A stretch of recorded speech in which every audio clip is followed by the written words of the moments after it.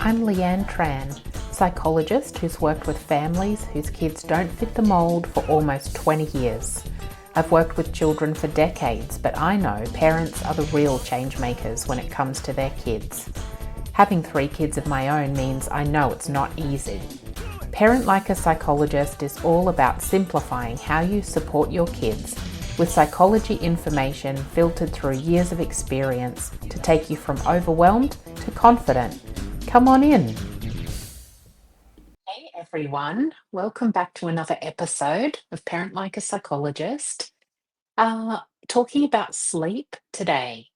The reason for this is that I recently saw a webinar from somebody speaking for the Australian Psychology Association that does all the PD, professional development for psychologists, and it was about the importance of a good night's sleep. And I thought, oh man, I'm so interested in that. I am in need of sleep. I'm in need of better sleep. And I'm just so aware of how much sleep really does set us up for having a good day or a not so good day.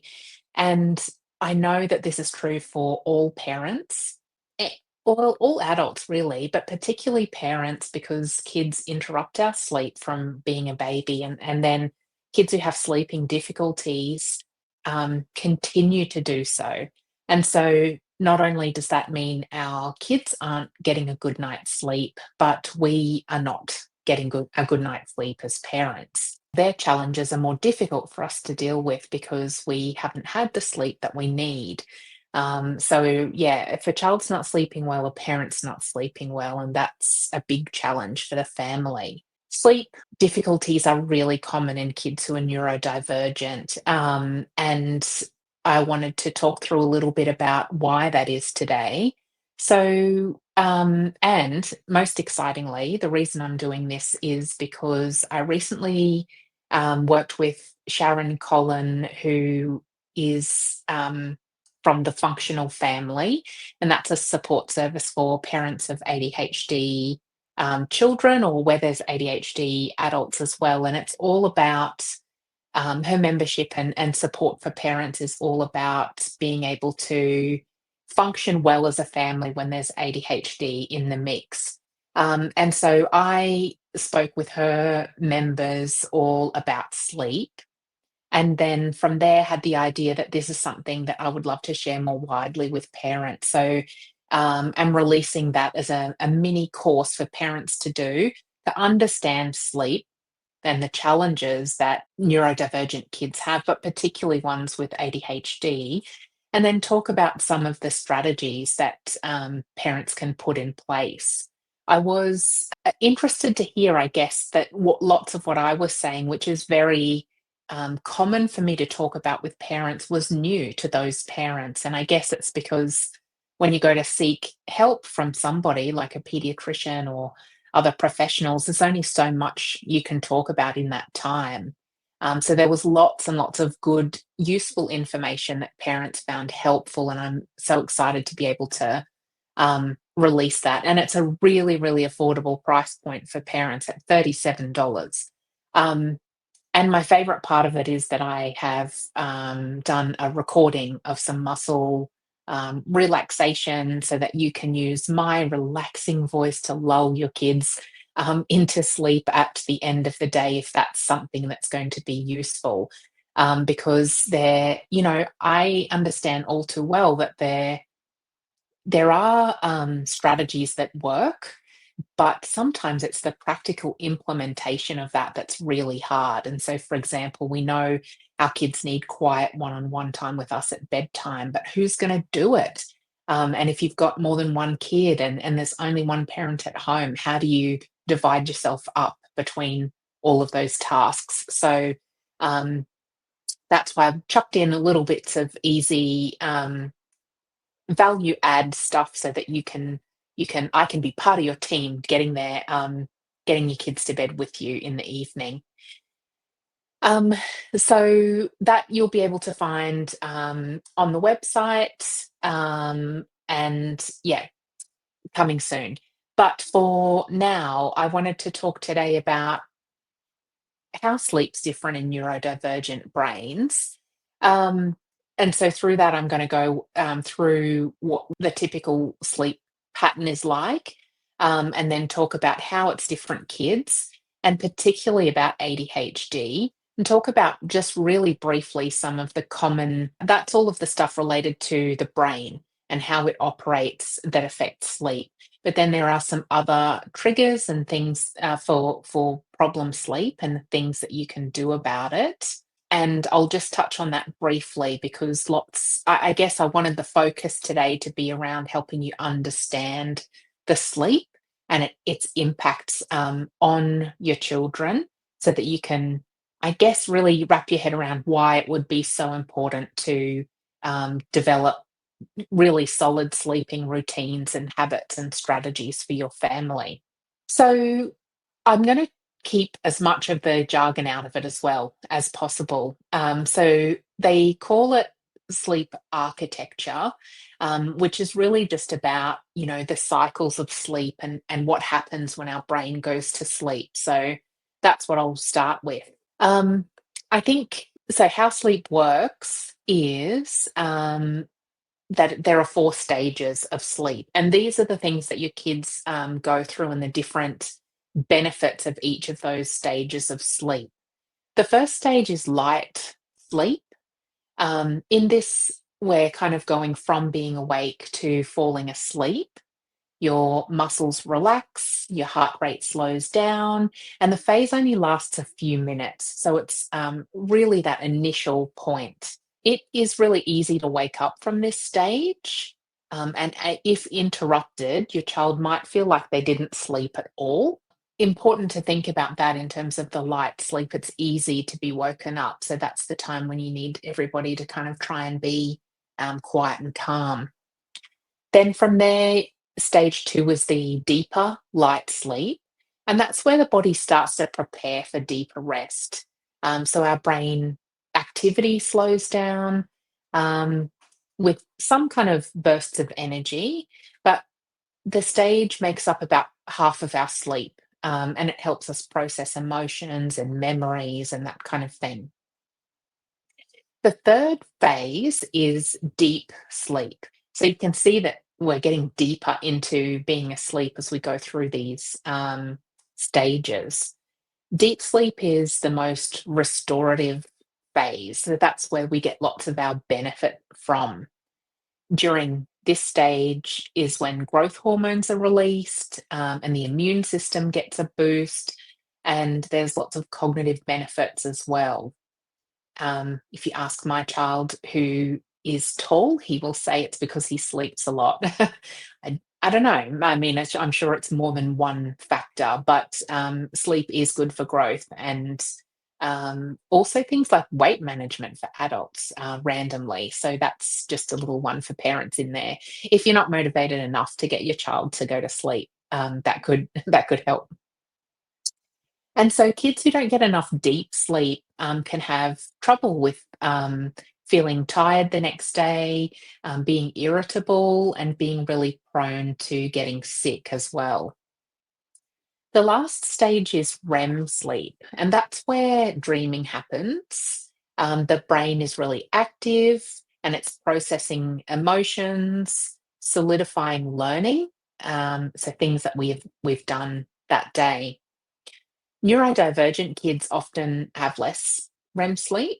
And so that means it can affect things like processing emotions and memories and that kind of thing. I think it's important to note that we go through these stages in order. And so cycles of sleep, I think, vary person to person, but it's really this long period of sleep that lets us get into that quality deeper phase of sleep or stage of sleep. Why that's difficult for neurodivergent kids depends a little bit on how on their brain type and how they're made up. But so with ADHD, brains can often struggle to transition between those stages, and that's because of the difficulty with regulation that ADHD kids have in general. And the same thing kind of happens with these sleep cycles. That's a regulating one of the regulation processes in the body. Kids with Autism can often experience disrupted REM cycles, which is what I talked about before with the emotional challenges. And kids who have anxiety can often be stuck in lighter stages of sleep, which really prevents that restorative rest. Um, and you can just imagine then if your child has more than one of these brain types, how difficult it might be for them to. And when I'm talking about that, that's just the difficulty of them doing sleep automatically once they get to sleep. We haven't even talked yet about the difficulties with falling asleep. So even once your kids get to sleep, it can be more of a challenge for them to get good quality sleep. The next part I wanted to talk about is that, yeah, kids do have difficulty getting to sleep when they are neurodivergent as well. I know all kids can have sleep struggles, but with neurodivergent kids, it can be more pronounced. With ADHD, actually, there are some specific challenges with sleep that I wanted to talk through as well. When I talk about these things, I guess think about it if it's relevant to your child, and even if they don't have ADHD, maybe they do have some of these difficulties, and I think it'll still help you understand what's going on. So, delayed or trouble falling asleep or getting tired later than the average kid is one thing I wanted to talk about in ADHD. And that's called delayed sleep phase syndrome. And basically, what it means is that for kids with ADHD, for some of them, their internal clock is a little bit delayed. So then what normally happens is as we reach bedtime, our brain produces melatonin, which is the chemical that tells us it's time to go to sleep. And for some kids with ADHD, that just happens much later in the evening than it does for neurotypical kids. Makes it hard for them to sleep early, fall asleep early, even when they're tired. Um, and if they do go to bed, they might toss and turn for hours. And it's really frustrating for them and maybe for you as well. Kids with ADHD often, that means that they will have less sleep as well because they still need to get up at the same time as other kids do for school. So that might mean that they get into what we call a sleep debt, which is basically just means they haven't gotten enough sleep. I don't like the term sleep debt because you can't actually pay back the debt. It doesn't work that way that you can catch up on the weekend. So, really, all it's saying is that if kids do have trouble going to sleep at night and then they're not getting enough sleep. Why this is really important is that when kids don't get enough sleep, it makes it harder for them to focus, makes it harder for them to manage emotions, and it makes it harder for them to handle impulsivity. And those three things are already a challenge for our ADHD kids. So it's a real little negative cycle that you can get into when there's not enough sleep and then the behavior is more difficult. Yeah, some studies show too, interestingly, that if you can increase the quality of sleep, it really improves functioning of a child with ADHD as well. So, while having not enough sleep really does impact behavior, getting enough sleep can affect behavior well enough that you notice the differences, which is pretty awesome to think about. Um, that definitely brings it up to the top of the priority for many families that I work with. The last part is that, sorry, of the ADHD specific challenges is that it can be hard for kids to transition between those sleep stages, like I talked about. So that might mean that if they are having trouble moving from one stage to another, they might get enough hours of sleep, but then the quality of their sleep may not be good enough. So they wake up still feeling groggy and a little bit out of sorts. Um, I think always my goal is to help parents with information that maybe changes mindset a little bit in the beginning. And I think that's an example here of that is that if we understand that our kids aren't getting enough rest, we can be a little bit more patient, perhaps, and a little bit empathic because we know what it feels like to not get enough sleep ourselves. Um, and to know that, this is happening even despite the getting to bed challenges that you might also face, I think gives us a little bit of extra patience and extra understanding for what our kids are going through. So, ADHD, we know, kind of gives that overactive nervous system. So, their ADHD brain is really wired for fun. It's wired for high arousal, which is a psychology term that kind of means interest level. So, they're wired for fun, interesting, fast, loud, all of that really high octane stuff. And it makes it really hard to shut off at night. The The other thing that can play a role is sensory processing as well. So for kids who have sensory sensitivities, things like noises, lights, the wrong temperature, scratchy fabrics can really play a part as well. Um, and so often kids are hyper aware to those things, which means even a little bit of a change can disrupt them from sleep and wake them up. Sounds like it's just never going to happen, doesn't it? That these kids will never be able to sleep. But it can work, and it does work. And there's lots of information about how to try and set things up really well for your kids so that they can maximize the amount of sleep that they're getting. And I'll talk a little bit about that now. One thing, and this we go through heaps more in the sleep program, but one of the biggest things I think is related to those sensory things is to try and create a sensory friendly sleep environment. That means if there's, basically to set the environment to how your kid likes it to be able to sleep the best. Um, it might be that they like the temperature cool so that they can have a blanket on because of that deep feeling of having a blanket on them. That's a little bit costly for the electricity bill, but it can work really well. So things like if your child needs a blanket, maybe even a weighted blanket. For noise, it might be noise cancelling machines or white noise machines, which can block out all of the background stuff. Sometimes it's as simple as turning on a fan that gives that whirring sound that can block out any other noises. Things like blackout curtains to get rid of the light, and trying to have as comfortable clothing as possible, whether it's seamless clothing and even bedding as well. Or if your child doesn't want to wear anything, that's fine as well. Whatever is going to really help them be as comfortable as possible. Comfort is one thing, and then the next thing is routine as well.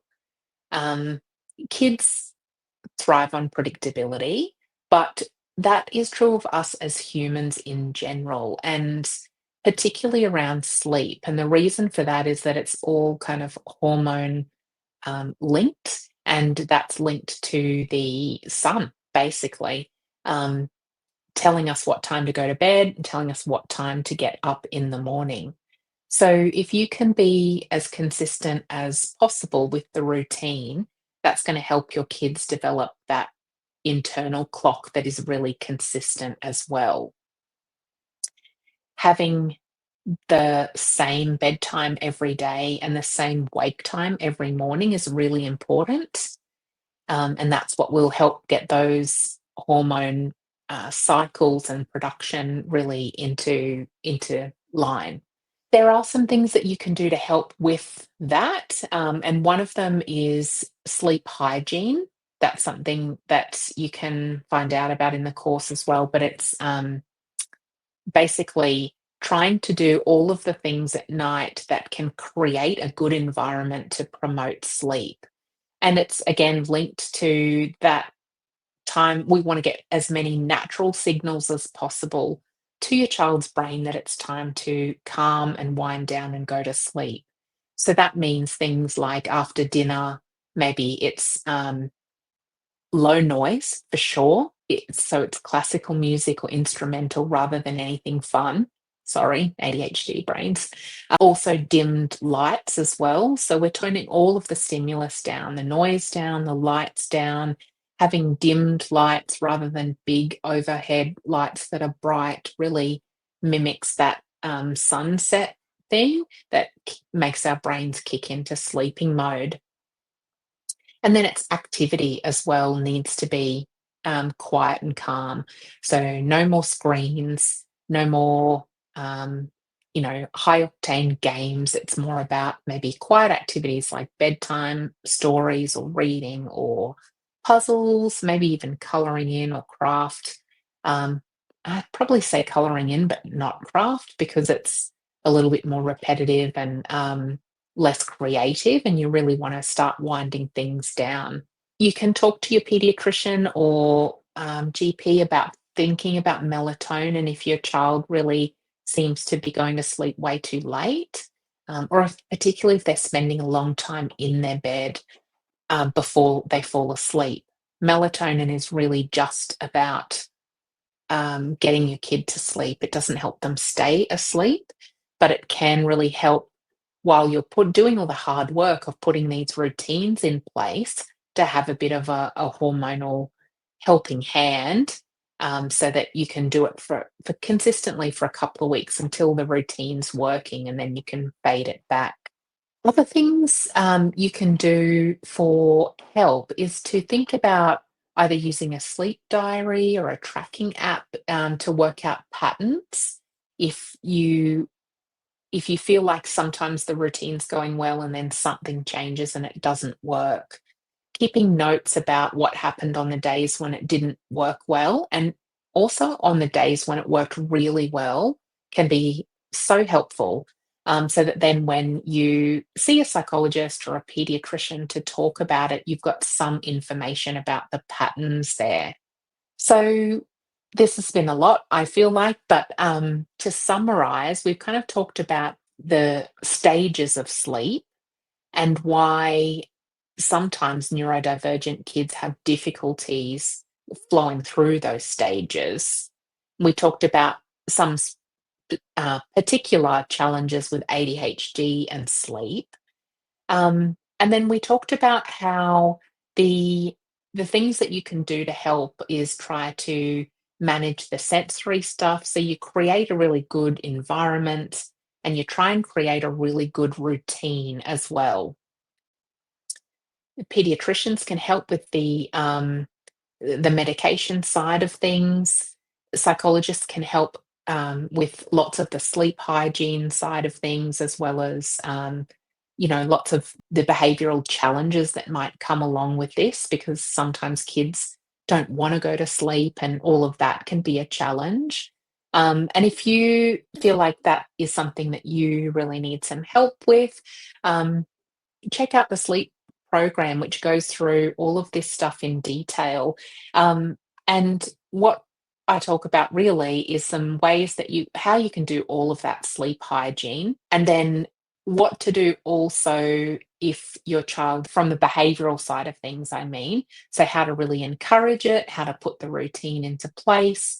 But then the other thing too is how to try and manage some of the common pitfalls of sleeping, which might be if your child has anxiety around sleep, or they're starting to have negative thoughts about it.